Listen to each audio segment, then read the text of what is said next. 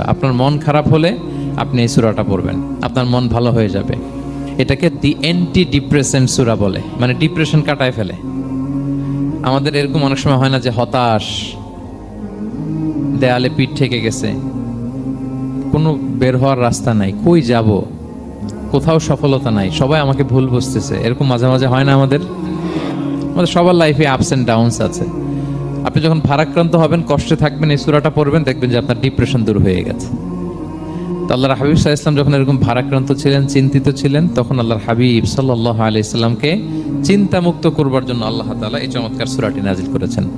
আল্লাহ নাজিল করলেন, আউযু বিল্লাহি মিনাশ শাইতানির রাজিম, বিসমিল্লাহির রহমানির রহিম, ওয়াদ-দুহা ওয়াল-লাইলি ইযা সাজা মা ওয়াদ্দাআকা রাব্বুকা ওয়া মা ক্বালা ওয়ালাল আখিরাতু খায়রুল লাকা মিনাল উলা ওয়ালা সাউফা ইউতিকা রাব্বুকা ফাতারদা। আপনার মন খারাপ হলে আপনি